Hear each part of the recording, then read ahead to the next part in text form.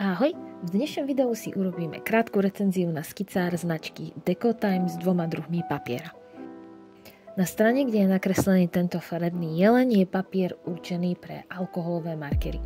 Na strane, kde je nakreslený tukan, je zase niekoľko hárkov papiera určeného pre markery na vodovej báze alebo na obyčajné vodové farby, vodové fixy. Ďalším rozlišovacím znakom je farba papiera, čiže biela pre markery a krémová pre vodovky. Tento papier má 200 gramáž, to znamená, že je relatívne tvrdý, skoro niečo ako výkres. Každá strana má na okraji perforáciu, ktorá uľahčuje otrhnutie listov.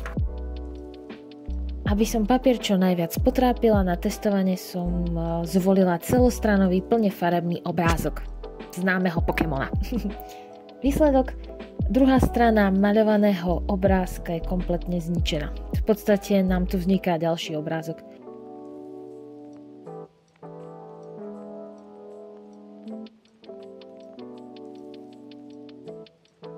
Čo je však o mnoho horšie, markery presiakli aj na ďalšiu stránku, a to najmä na miestach, kde som tieňovala alebo použila viac vrstiev buď tej istej farby alebo inej.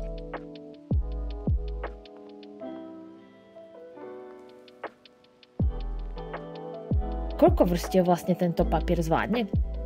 Pri takmer nových markeroch bohužiaľ len 2. Ináč začne hneď prenikať na ďalší papier.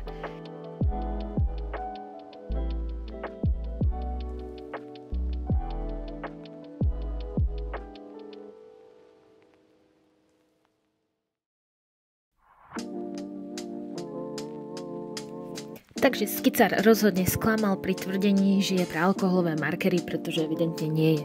Pri používaní preto jednoznačne odporúčam použiť ako podklad ďalší papier, aby sa vám markery nepreliali na ďalší hárok. Za mňa 3,5 boda z 5, pretože skicár má síce pekný vzhľad, ale nie je vhodný, ako som už spomínala, pre alkoholové markery.